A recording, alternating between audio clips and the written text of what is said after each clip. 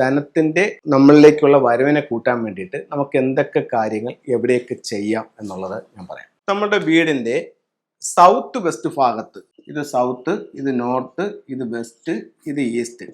South west ഭാഗം എന്ന് പറയുന്നത് കന്നിമൂല ഭാഗം. ഇതിനകത്ത് റൂമുകളൊന്നും തിരിക്കുന്നില്ല. ഇത് മൊത്തം വീടിന്റെ ഒരു ഔട്ടർ ലൈനാണ് കാണിച്ചിരിക്കുന്നത്.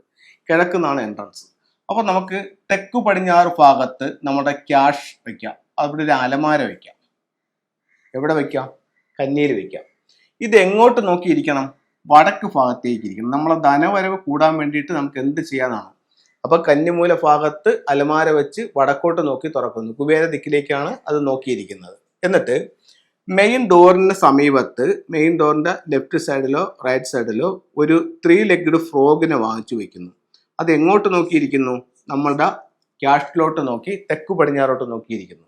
അപ്പോൾ ഇവിടെ ചിലർ ചോദിക്കുന്ന ഒരു ചോദ്യം എന്ന് പറയുന്നത്, സാറേ ഇവിടെ ഇങ്ങനെ റൂമുകൾ വന്ന് അടങ്ങിയിട്ടുണ്ട്, ഇവിടെ മറ്റ് ഭിത്തികളൊക്കെ വന്നിട്ടുണ്ട്, അപ്പോൾ ഇതിന്റെ നോട്ടം ഇങ്ങോട്ട് കിട്ടുന്നില്ല, കുഴപ്പമില്ല എന്ന് ചോദിക്കുന്നുണ്ട്. ഒരു കുഴപ്പമില്ല. ഈ ഫ്രോഗിനെ ഈ ഡയറക്ഷനിലോട്ട് നോക്കി വെച്ചാൽ മതി.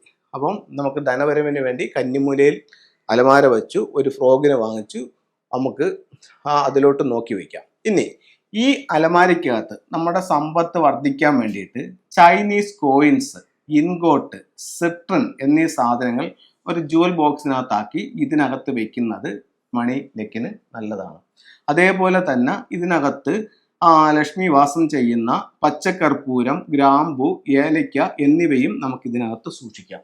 വെള്ളിയാഴ്ച ദിവസങ്ങളിൽ വേണമെങ്കിൽ അതിനെ മാറ്റി പുതിയത് വെക്കുകയും ചെയ്യാം. അപ്പോൾ ഇത്രയും കാര്യങ്ങൾ നമുക്ക് അവിടെ ശ്രദ്ധിക്കാം. ഇനി നമ്മുടെ സ്വീകരണ മുറി എടുത്തു. ഇത് നമ്മുടെ സ്വീകരണ മുറിയാണെന്ന് കണക്കാക്കുക. ഈ സ്വീകരണ മുറി എടുത്തു. സ്വീകരണ മുറിയുടെ തെക്ക് കിഴക്ക് ഭാഗത്ത് നമുക്ക് നല്ലൊരു വെൽത്ത് ബേസ് ചെയ്യാം.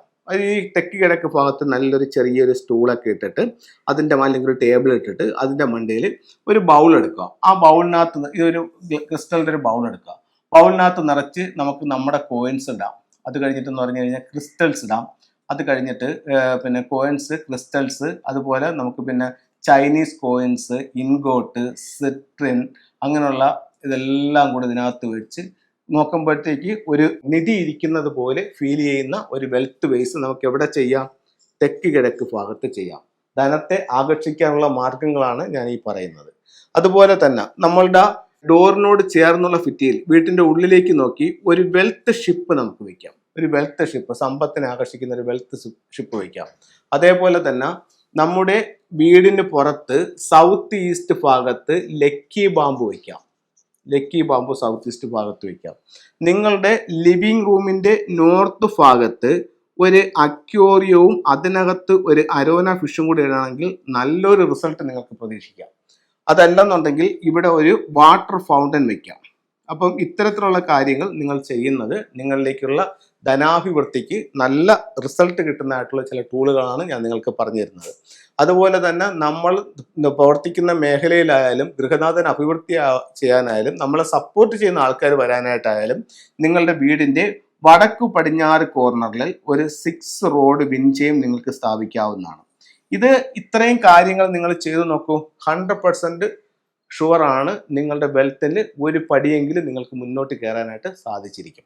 ഇതിൽ ഒരു കാര്യം പറയാനുള്ളതെന്ന് പറഞ്ഞു കഴിഞ്ഞാൽ, കുറേ കുപ്പകൾ കിടക്കുന്നതിനകത്ത് ഒരു സാമ്പ്രാണി കത്തിച്ച് വെച്ചിട്ട് നമുക്ക് റിസൾട്ട് കിട്ടത്തില്ല.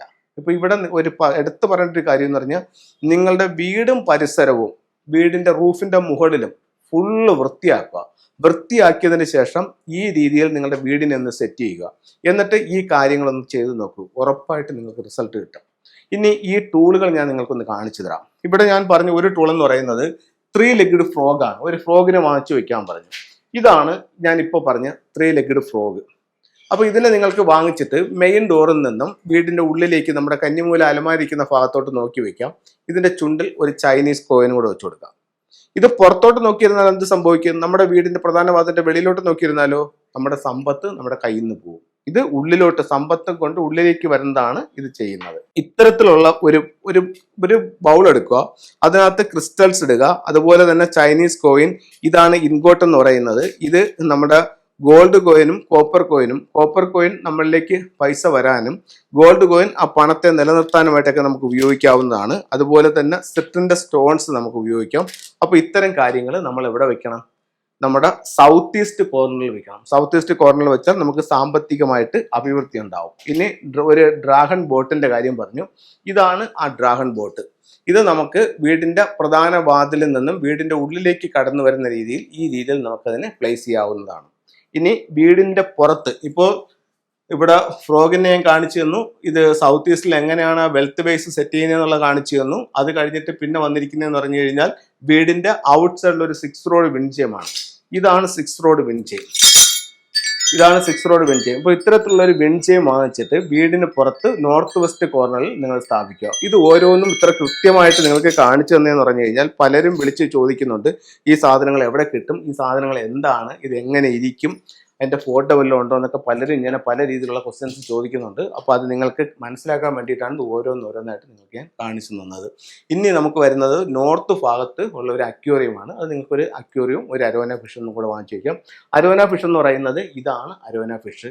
അപ്പോൾ ഇതിൻ്റെ ലൈവ് നിങ്ങൾക്ക് വാങ്ങിച്ചു വയ്ക്കുകയാണെങ്കിൽ കൂടുതൽ റിസൾട്ട് ആയിരിക്കും. അത്തരം വാങ്ങിക്കാൻ പറ്റാത്തവർക്ക് ഇത്തരത്തിലുള്ള സ്റ്റാച്യു വാങ്ങിച്ചിട്ട് നോർത്തിൽ വയ്ക്കാം. അതുപോലെ അവിടെ ഒരു വാട്ടർ ഫൗണ്ടനും വയ്ക്കാം. അപ്പോൾ ഇത്തരത്തിൽ നിങ്ങൾ ചെയ്ത് നോക്കൂ, നിങ്ങൾക്ക് നല്ലൊരു റിസൾട്ട് ഉണ്ടാവും. ഉറപ്പായിട്ടും ഉണ്ടാവട്ടെ എന്ന് പ്രാർത്ഥിച്ചുകൊണ്ട് നിർത്തുന്നു. നന്ദി, നമസ്തേ.